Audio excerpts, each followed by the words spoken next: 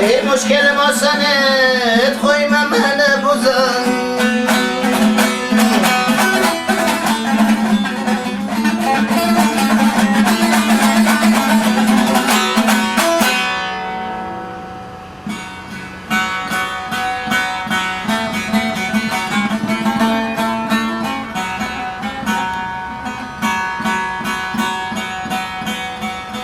عرضم به خدمت عزیزان خودم سر گذشته عاشق مشروق‌های فراوانی که به حساب در هر گوشه کناری از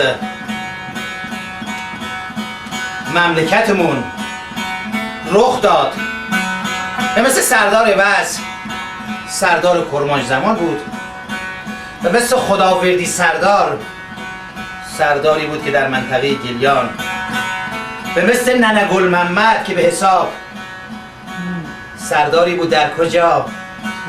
در نیشابور در سرولایت.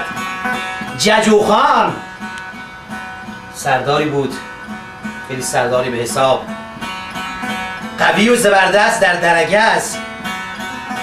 اینها سردار بودن اما عاشق معشوق‌ها کی بودن؟ که دنیا این نوع عاشق معشوق‌ها رو برای کسانی الگو کردن که دو تا دل به هم دیگه برسن، دو تا قلب به یکدیگر نزدیک شوند. مختصر، مفید و کوتاه.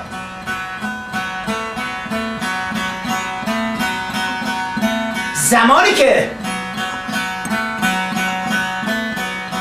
پسر زیادشاه تبریزی شهزاده محمود رسید به جایی که حرکت کرد، شهزاده شهوارز ولی نعمت جوان میگه عرش مست و فرش مست و گنبد دوار مست. پسر حرکت کرده، تمام فنون‌های نظامی، تمام کارهایی که در دستگاه سلطنت وجود داشت بهش آموخته بودن. اسب سواری، شمشیر بازی، تیراندازی، تمام درسها را به نحو احسن انجام داده بود. اما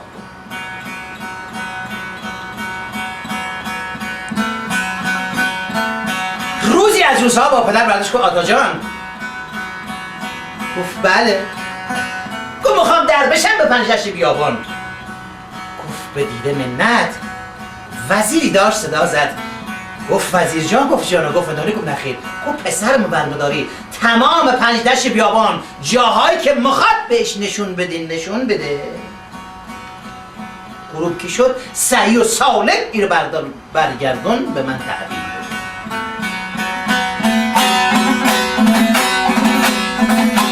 تدارک گرفتن، 500 اسب از استبل کشیده، 500 تا نوکر یک به خورشید پر از آذوقه از زرای شهزاده محمود. پسر سلطان زیادشاه تبریزی هم اسبی آوردن. وقت زمان بین اسب سوار شد، کیف بکنی به قد قامت شهزاده نگاه کنی، شبان به مثل یوسف مصری، کلا کوف وسط دو ابرو، سبیل تازه خط کرد کشیده بناگوش. کیف بکنی به شهزاده دارن جلو جلو حرکت.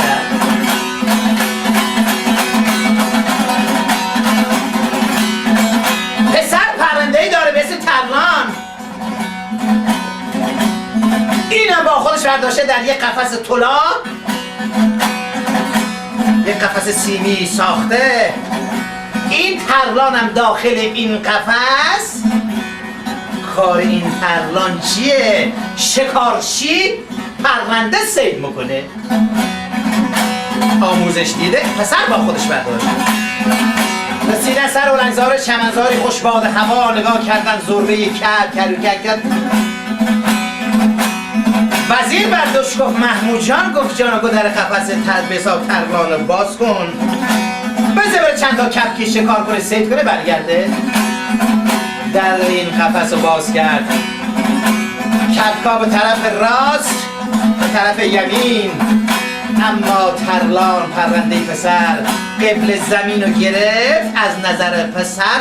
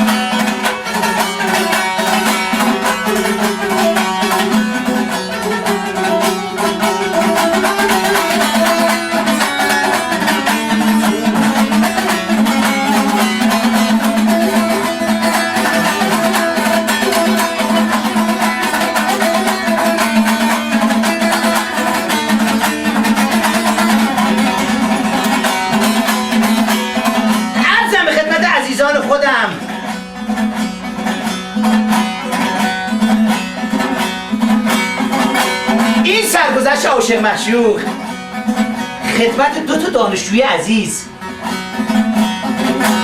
خدمت دو تا هنردوست که میدونم به حساب خیلی هنر دوست دارن عرض میکنم. پرنده پسر قبل زمین رو گرفت از دید پسر.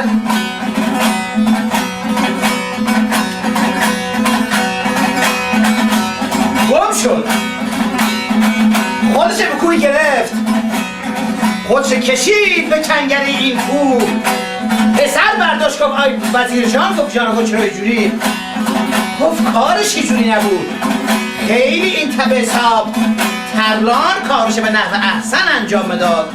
پسر گفت همینجا باشی تا من برگردم.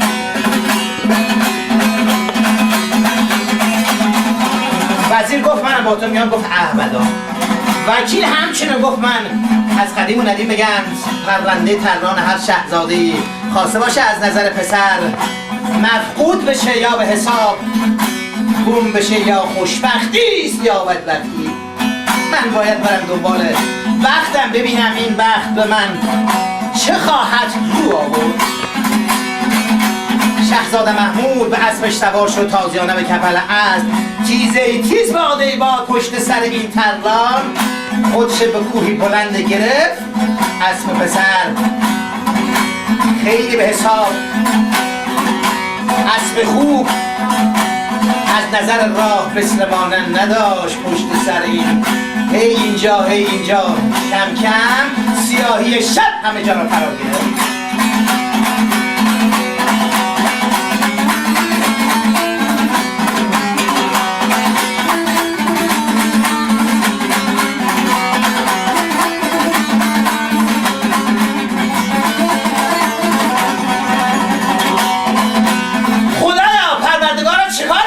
کجا برن؟ سر کوه بلند تازه جوان، جایی را نمیشناسه جایی را ندیده، راه رو گم کرد، سر قله کوه نگاه کرد. به اندازه روزنه به حساب روشنایی یک چراغ به حساب نموداره. پسر خودش به این روشنایی گرفت، از کوه سرازیر شد آمد، دامنه این کوه که رسید همین به حساب روزنه روشن گمش کرد.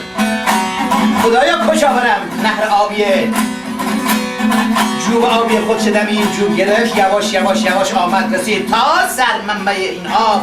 نگاه کرد چند تا درخت کهنسال سر کشیدن به کنگره فلکی. چشم آبیه که کیف میکنی به حساب از آب این چشم بیاشامی. پسر گفت امشب اینجا صبح میکنم. صبح صادق وسایلشو گذاشت، اسبش به همینجا بست، تنبندش باز کرد، یک به خورجین گذاشت زیر سر، پتویی هم داشت کشید روش، خوابید.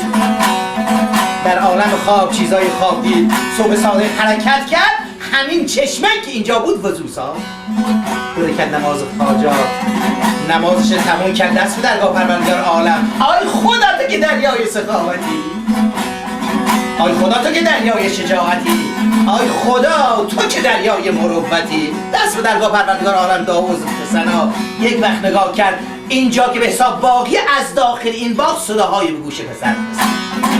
خدایا چه صدایه؟ آیا این صدا چه صدایه؟ این باغ چه باغه؟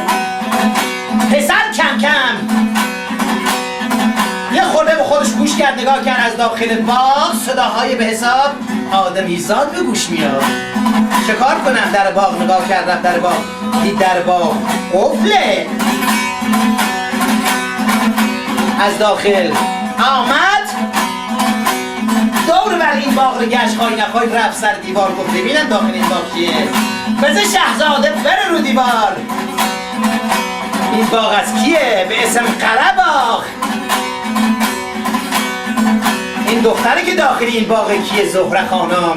شمس و قمر و زهره و پروینی تو شیر و شکر و شراب و شیرین تو زهره خانم دختره قره ملک ارمنی افسر آذربایجانی. این باغ مال کیه؟ مال ضیا شاه تبریزی که در تحت اختیار قره ملک گذاشته. دختر صبح صادق از خواب حرکت کرد، کمر باریک، سینه ها فرا، کف بکنی به خط قامت دختر نگاه کنی تازه حرکت کرده. کنیزی داره کنارش ایستاده، به حساب گیسوان دختر صبح صادقه شانه میکنه، یکی به حساب شانه های دختر مماله، یکی پاهای کفش های دختر. چند تا کنیز دور برش، اما یکی هم طرف راست بادزنی برداشته به حساب دختره باد میره. یه وقت چشم کنیز به سر درخت چنار افتاد، نگاه کرد پرنده سر این درخت قرار گرفته که مثل مانند نیست. گردنش یک طلا، پاهاش یک زنگ طلا، این پاهاش هم همچنان. بعدش گفت بیبی جان کجا رو؟ گفت درختی بیرسی دبا. نگاه کرد سر درخت پرنده ایه. دختر نگاه کرد به این پرنده که آی کنیز من، گفت شان دلم، گفت خوشم آمد از این پرنده، کاری بکن که به حساب من اینو زندش میگیرم داخل قفسی، دم دست نگاه دارم که به حساب من خیلی میخوام این پرنده رو زندش بگیرم. آقای این پرنده هم به حساب خانه‌زاده، در قفس نگه داشته شده.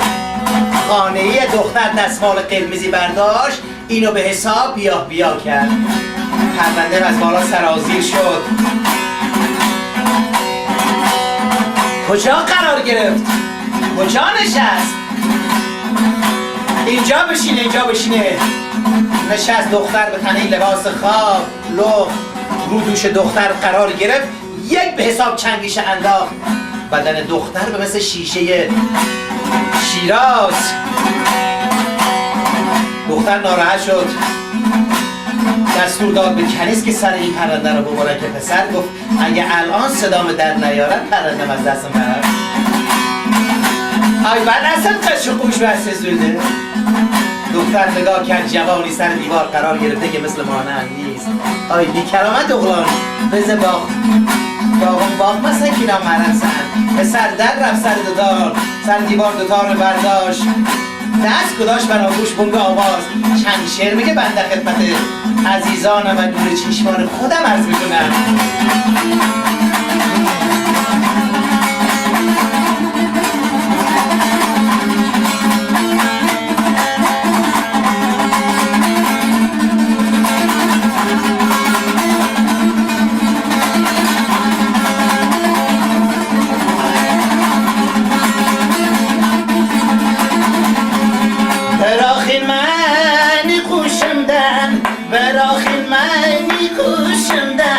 نادان خزر ای نادان خزر، نادان خزر ای نادان خزر، او قاید مایه او قاید موام سب باشمدن. نادان خزر ای نادان خزر، نادان خزر ای نادان خزر، نادان خزر ای نادان خزر.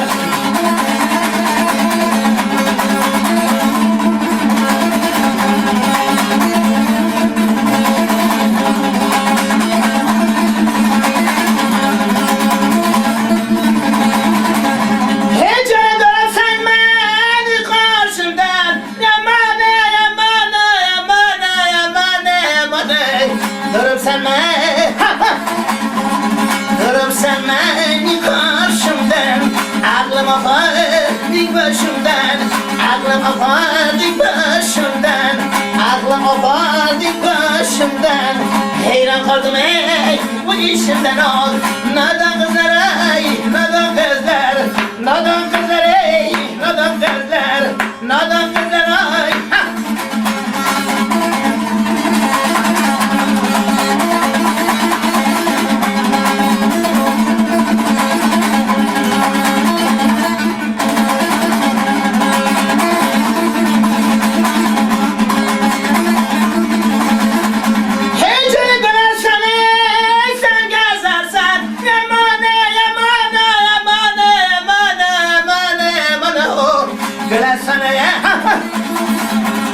Gölesaneye sen gezersen Ellerine mi yazarsan Ellerine mi yazarsan Aşığım bakım yakarsan Aşığım bakım yakarsan Nadan kızlar ey nadan kızlar Nadan kızlar ay nadan kızlar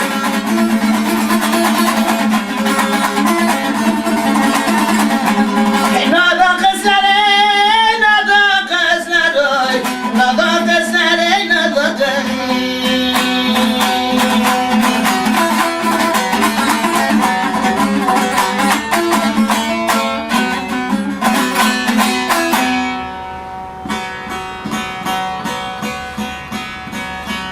Durarsan məni qarşımdan Ağlım apardın başımdan Heyran kaldım Heyran şدم نمیدونم چی میبینم من خوابم من بیدارم اینجا عاشقانه به هم نگاه کردن تیر عشق دختر حرکت کرد کجا قرار گرفت کجا را نشون گرفت قلب پسر پسر اینجا با یک دل نه صد دل عاشق به دختر شد دخترم همچنان شاعر فارسوار میگه خدنگ مارکش با مار شد جفت قضا هم خنده زد هم آفرین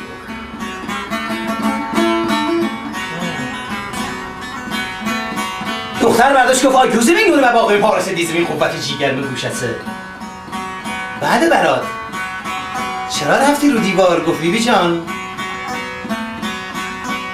جایی پیدا نکردم من از دیشب تا پشت این دیوار بودم نوکری داشت صدا زد گفت مگر الف سنگو نینیم بیبی جان گت قاپونی برو در باغ باز کن دیدم آمد در باغ باز کرد پسر داخل باغ شد چه باغ گلستان منیمستان دارستان درخت آج و نارنج ترنج گلهای صدبرگی سر به صنوبر کشیده به کنگره فلکی بلبل و اردک و توتی چهچه زنان که پسر خوش از سر پسر دگرگون شد خدایا این باغ از کیست که از ما نیست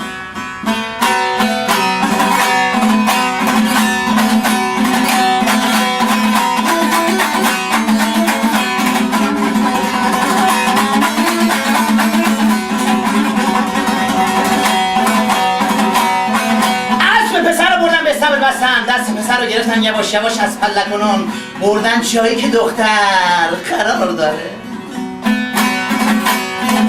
از برای پسر چارپایی گذاشتن کرسی گذاشتن پسر قرار گرفت بیبی جان هانسن باقی گلسن هانسن باغچنی گلسن هانسه باقی بلبلسن گل کدام باقی بلبل کدام بوستانی پسر کی هستی؟ دختر از پسر سال کرد پسر کی هستی؟ از کجا آمدی بخوای کجا بری؟ گفت والله به جان تو قسم هیچ قصد و غرضی نداشتم و جایی هم نمیخواستم برم و جایی هم نظرم نبود اما همین پرونده که الان دست تو قرار داره بساب پرلان این مال منه آمدم به پنجدشت بیابانی رو ول کردم یک ضربه کبوتر یا کپکی بود اما این کپکه ها طرفی این هم خودش گرفت به کوی تا زمانی که قسمت من تو این بود که من بیام اینجا از نزدیک عرض ادب کنم خدمته اسمت چی بود؟ اسم من گفت بله شهزاده محمود پسر کی هستی؟ پسر سلطان ضیاءالشاه تبریزی. باریکلا، احسن. خوش آمده که خوشم آمد آمدن. گفت بیبی جان، گفت جان، گفت عیب حساب عیبی نیست که من ازت سوال کنم. گفت بفرما. اسمت چیه؟ گفت من. گفت بله. گفت زهره خانم. دختر چه شخصی کی هستی؟ گفت دختر قلم علیک ارمنی، افسر آذربایجانی از بلات روم آمدیم اینجا. این باغ مال کیه؟ گفت باغ مال سلطان ضیاءالشاه تبریزیه.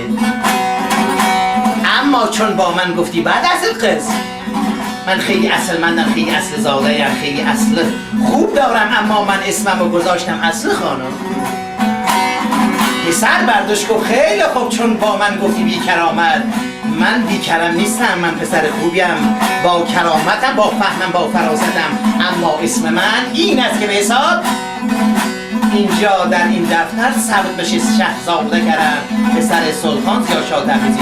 خیلی خوب، حالا جواب منو بده. گفت بدیدم منت. پسر به تو کنده زانو مثل چاکر حقیقت. دوتاری داشت گذاشت زیر بغل، دختر هم چنگی داشت برداشت. گفت حالا هرچی از این سوال میکنم جواب بده. و اگر در توانم بود بدیدم منت. روی دیگر قرار گرفتن. دختر سوال میکنه، پسرم جواب بده، بندن خدمت عزیزان و نور چشمان خودم عرض میکنم.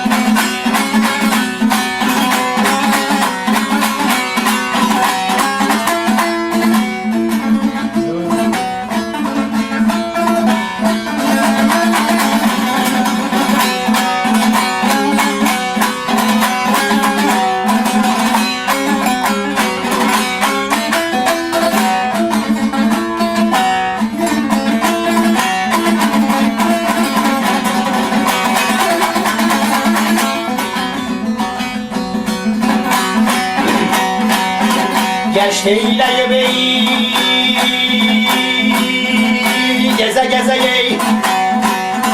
بزنگ دیار خوش گردگای سنبیر شیدای بلبل سنای بزنگ گلزار خوشگل، بزنگ گلزار خوشگل.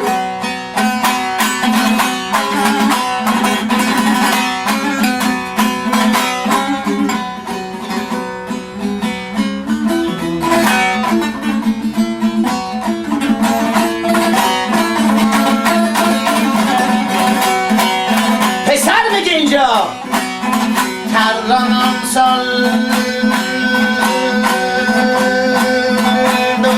شکارهی پیتردم باره گلدم آی یاز من قندن آزادلو بیبی جان بابا غرزوانه اگر بابا غرزوانه اگر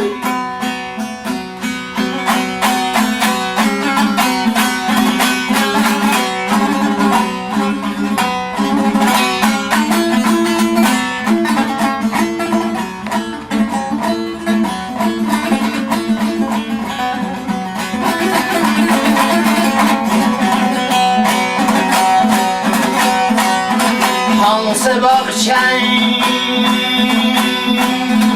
گلی سنی هانس باغیای بلبل سنای یا شیرین سن یا لیلا سنی درد من درمان گل، درد من درمان گل.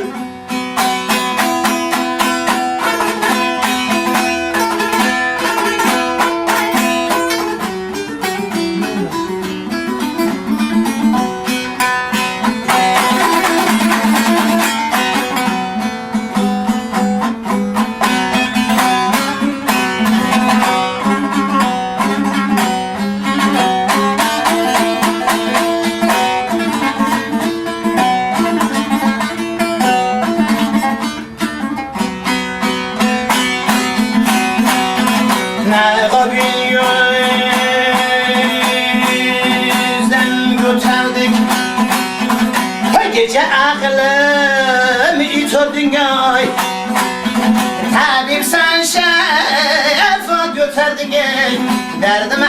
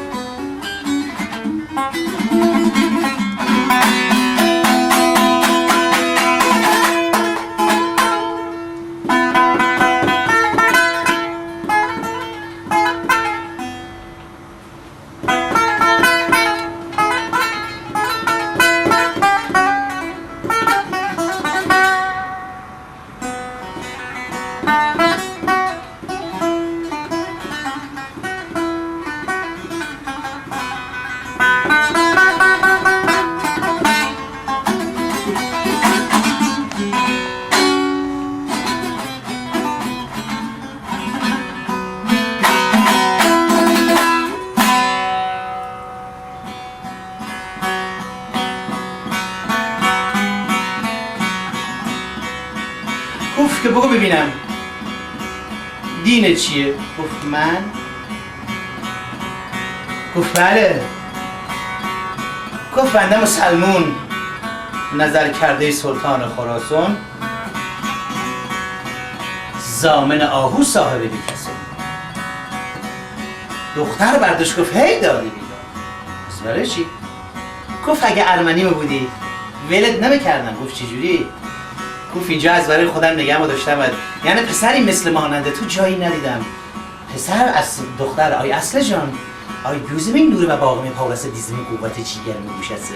دین چیه؟ گفت ارمنیم. گفت ای واه.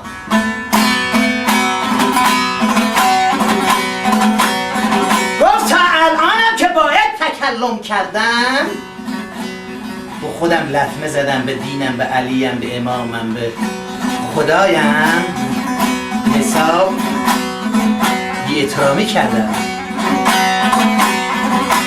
خلاصه اینجا پسر برداشت گفت اصل جان. گفت جانا. گفت یک کلام باید میگم. گفت بفرما. گفت آیا مسلمون میشی یا نخیر؟ گفت اگر برای چی؟ گفت اگر مسلمون میشی دستم میذارم زیر سرت. تو رو برای خودم خواستکاری بکنم، مرم به حساب وزیر وکیل سران سپاه آب آبدار کنم بفرستم با 1000 تمطراق را برای من خواستکاری کنم. گفت مسلمون بشم؟ گفت بله.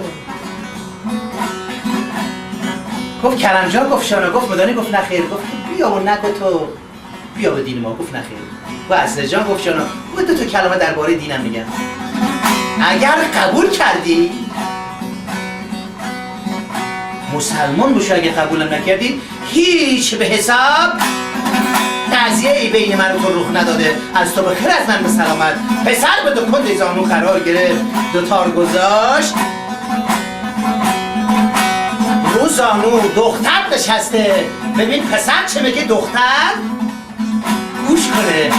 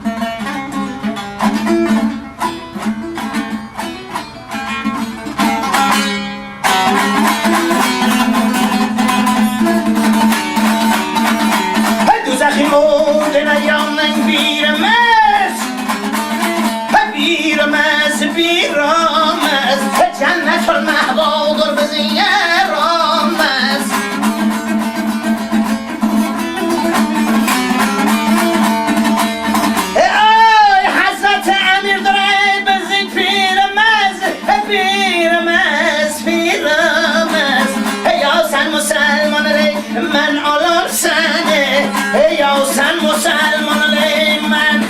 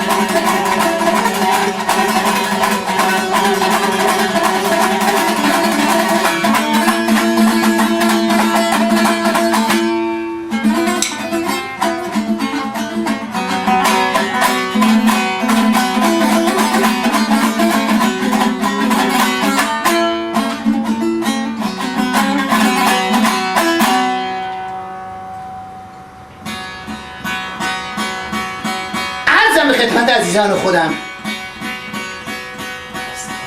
دوزخی اودره یانمین بیجمز جنت المحوا دار بزین گیرومز اصل جان حضرت علی دار بزین پیرومز یاسن مسلمان من آنوزم گفت مدانی گفت خیر گفت روایت هست آتش جهنم دوزخ مسلمون رو نمیسوزونه جنت المحوا بهشت عنبر سرشت زرین خشت جای شخصی که کلمه شهادت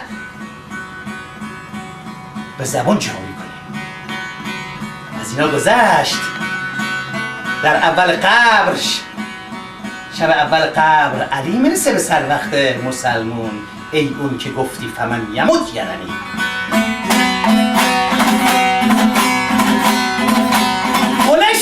من خوجاق لمنه ممچ بر آغزم آغلات ممنه اقرارم دن دلمت کافر هد دختر بردش گفت کرم جان گفت شیانه گمدانی گفت نخیر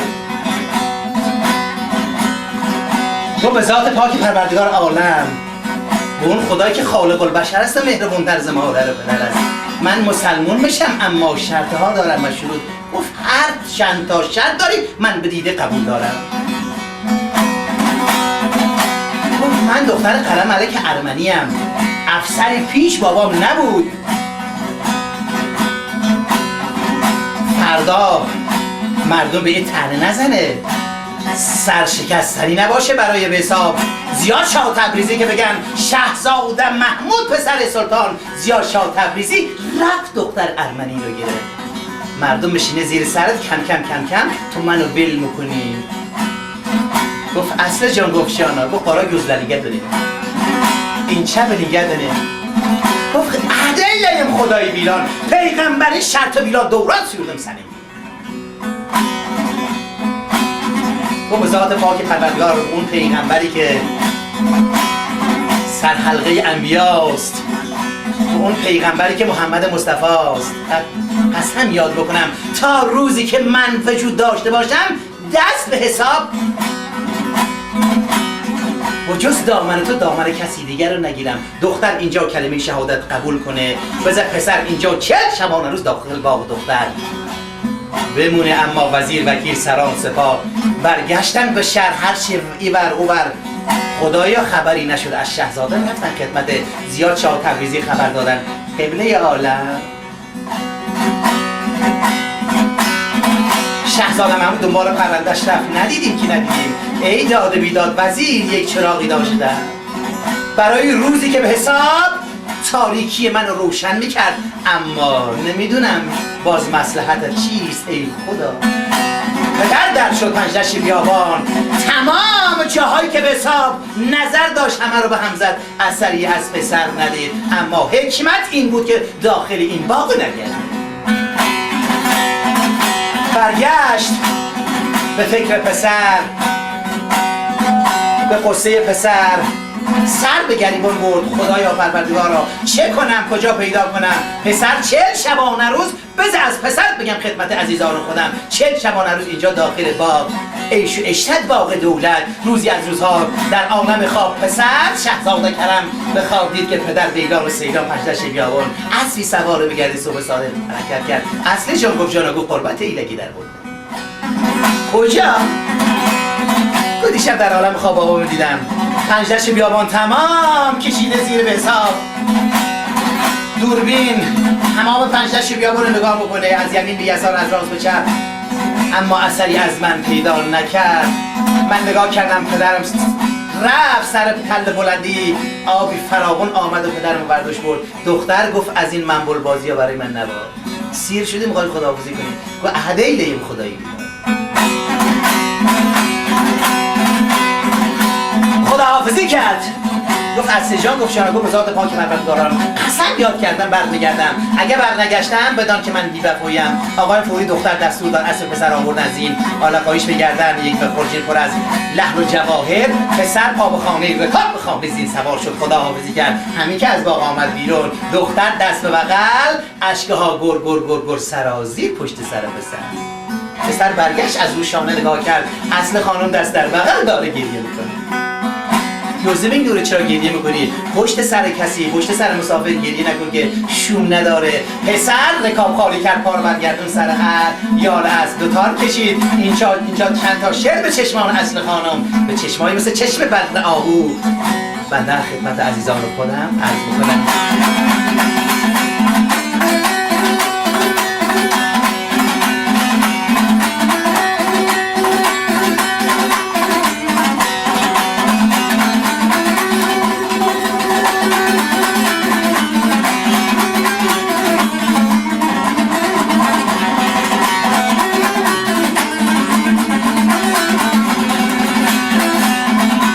ای اصل خانم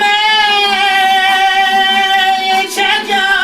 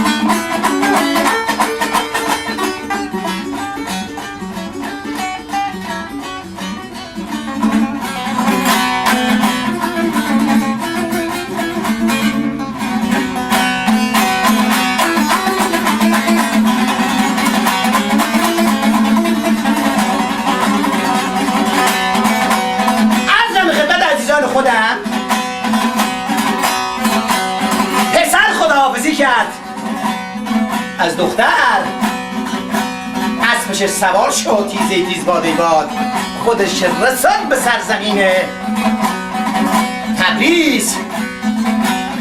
عده‌ای جمعیت در بیابون بودن، چوبان، آب بساب، سالار، اون کسی که به حساب در مزرعه کار میکرد نگاه کردن، سواری از کوه سرازیر آمدن نگاه کردن، شهزاده پسر زیاد شاه تبریزی رفتن جلو جلو خبر دادن آی قبله عالم مژده باد که شهزاده مشرف شد.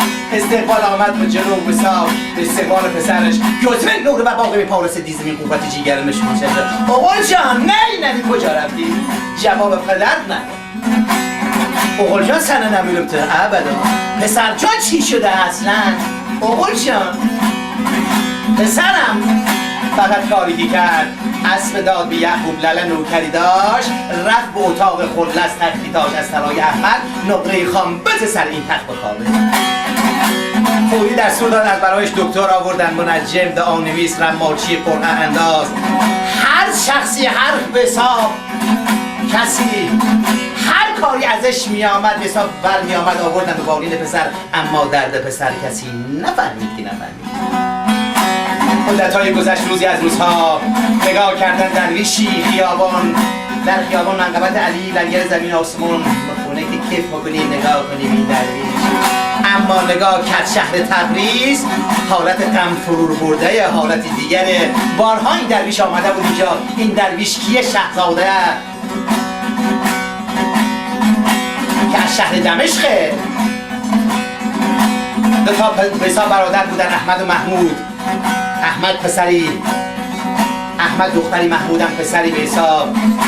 اینا سربکش همدیگرن، نامزادین، اما پدر پسر در حیلی که پسر به نامزاده از دار دنیا میره، پدر دختر به حرف من او یکی میکنه، دختر به پسر نمیده. مگه قلندر مسئله تو درویش نما باش. پسر گفت خب من موندن من در شهر دمشق دیگه ارزشی نداره، قلندر مسئله تو درویش نما. رشته و چلتار خودش به جلد درویش، شهر به شهر خیاب به حساب، کوچه به کوچه، ولایت به ولایت گردش تا زمان رسید به شهر تبریز. داخل شهر تبریز منقبت علی مغول. اما شهر تبریز حالت دیگر داره. سوال کرد چه خبره؟ گفتن حال جریان از این قراره. خب من اومدی بالین پسر.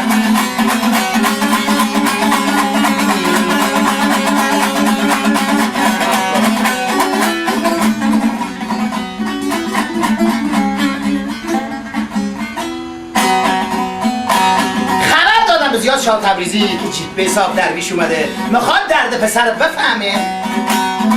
گفتم بریم بیاریم. زمانی که درویش کی؟ آقا محمود خان به حساب باقر خان اسمش، اما گذاشته دیوانه درویش. آمد رفت بالین پسر، منافع از رو صورت پسر کنار گذاشت، به اندام پسر، به شکل پسر، به شباهت پسر نگاه کرد. میگه چنون زردم که زردآلو نباشد به رنگ من گل آلو نباشد. آی وزیر جان میگه اینجا گفت جانم تو خواهش میکنم یک رب من و شهزاده رو تنها بذارید. دیدم نه. باقر خان نشست بالین پسر، دو تار پسر رو برداشت گذاشت زیر بغل، یواش یواش خرامون خرامون چند تا شعر میگه بنده از میکنم.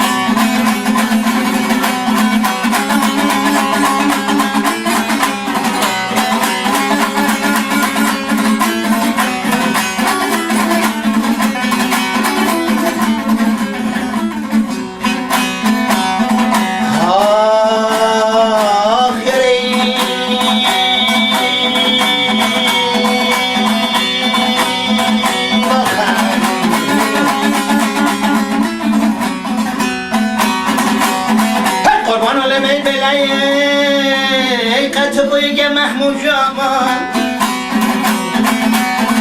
ای خارداشان منه چون که مدی شب زنای ای آده آنه بارداره گلسه ای خارداشان منه با چون که مدی شب زن. ای محمود جان تو هم به حساب مثل منی؟ عاشق به دختر عموم شده بودم، دختر عموم نامزادم بود، اما چکار کنم؟ مگه ستیزه به جایی رساند سخن که بیرون کند خانه های کهن. عموم منو از ولایت هم اخراج کرد.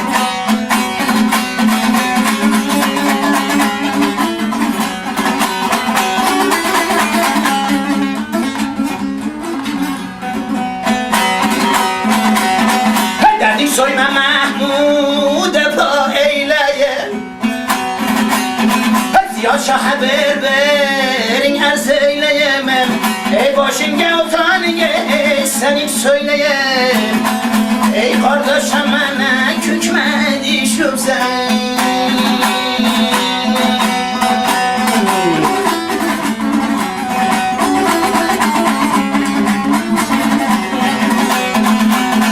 Hey mایلت من خزنه.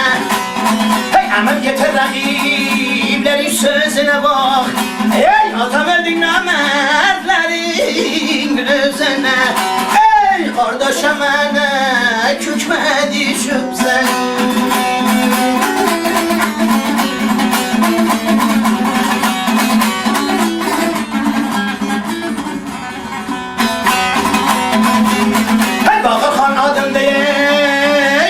دیوانه درویش یده این فرارم canımda تشویش bir dana gohar sen Mahmud yok senden bir kışay. Ey kardeşim bana çökmedi şu.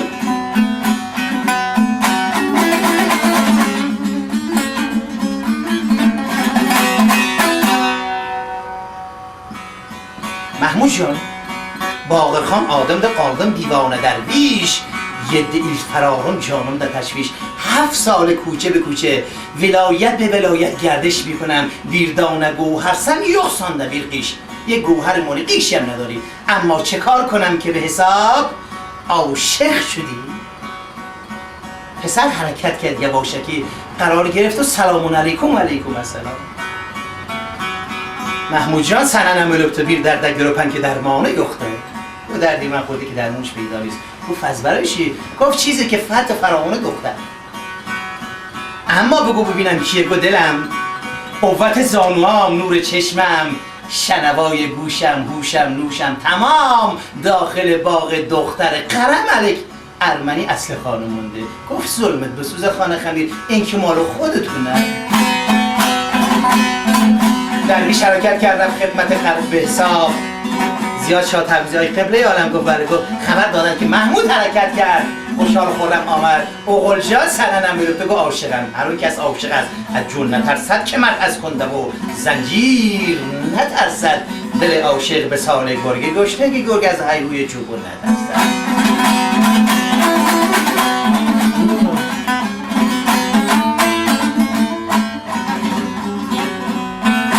عاشق به کی شده؟ عاشق به اصل خانم دختر قرم علیک ارمنیه. چه کار کنیم چه کار نکنیم؟ خلاصه اینجا چند نفر بفرستن به خواستگاری که ارمنی پیدا شد. آی قبله عالم گفت ولی گفت ارمنی ها خصلت‌های به حساب هم خوب و هم بده داریم. گفت چیه؟ گفت قرم علیک دختر به این مفتی به شما نمیده.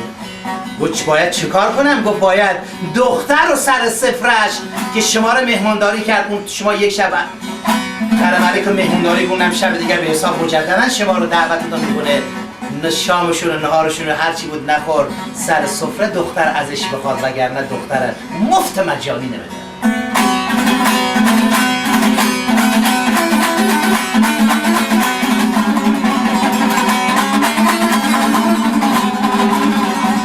همین کار کردن امشب یکی را فرستادم خدمت قرم علیک. امشب با هر چند نفر دور بر هست تمام مهمان سلطان یا شاه تبریزی رو دیدم منت. قرم علیک حرکت کرد با وزیر و وکیل و خدم و خشم آمد به خدمت به حساب زیاد شاه تبریزی بفرما سفره گذاشتن 1000 جور غذای گوناگون تناول کردن. همین که حرکت کردن خداحافظی کردن. قرم علیک وزیر صدا زد آی وزیر جان گفت شما گفت شب دیگر 500 اسب 500 نوکر مکلف و مسلح مهمان من بدیدم من آقا صبح صادق حرکت کردن بفرما غروب آفتاب دستور دادم 500 اسب از استبل کشید یک به خورجین تمام پر از آذوقه لحن جواهر. تو کجا خدمت قرم علیک؟ تو کجا باغ اصل خانم دستور دادن که شهزاده میاد با 1000 طمطرا سر اسبی سوار جلو حرکت کرده که کیف بکنی. آی کرم جان خوش آمدی که خوشم آمد ز آمدن. اینجا نشستم سفره گذاشتن 1000 جور غذای گوناگون یکی دست دراز نکرد. قرم علیک آمد آی وزیر آی وکیل آی قبله آنم من ارمنی هم صحبت کرد به حساب اینجوری نیست. من نمیدونم چجوریم. خلاصه وزیر قطع علم کرد، گفت آی ارمله عرض کوچیکی داشتیم، اگر به حساب عرضمون رسیدگی کردی که غذات بخوریم رو چشم، اگر رسیدگی نکردی سفرت خداحافظ بود. بفرما وزیر جان. گفت ما آمدیم با خواست کاری است، برای که از برای اصل خانم پسر سلطان ضیاءالشاه تبریزی. آی وزیر گفت جانب جایی بد منو گیر آوردی، اگه سر سفره نبود رگ‌های گردن ما یکان در می آوردیم. ما ارمنی‌ها خصلتی نداریم که از ولایتمون حرکت کنیم بیایم به حساب به مملکت دیگر دختر بدیم برگردیم. ما بین قوم و خویشون رفیق ما جوابی نداریم.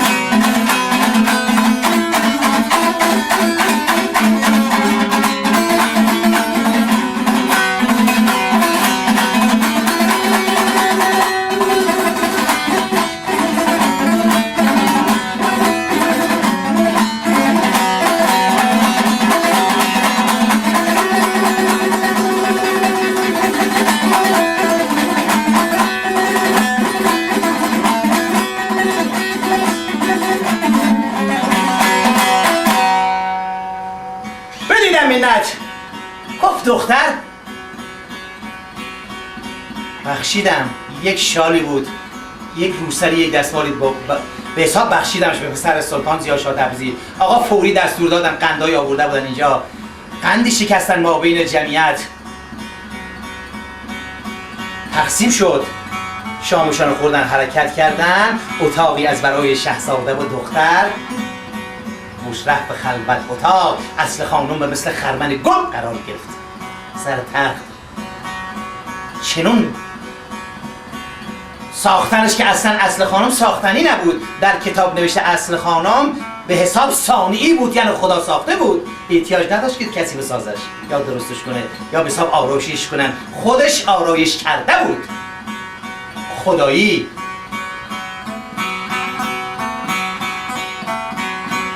کرم وارد شد. سلام علیکم. اصل خانم حرکت. آی کرم جان، آی کرم جان، اگر 1000 تا جان بداشتم تمام فدای یک تار مویت میکردم. چقدر با وفا. اینجا نشستم مدت‌هایی اینجا به حساب عیش و عشرت باقی دولت.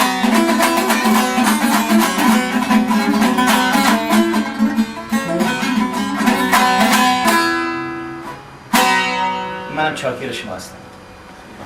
دستون در نکنم. قربانت. زنده باشید. خواهش میکنم. چاکر شما هستم بابا. یه حرفا چیه؟ خواهش میکنم بابا.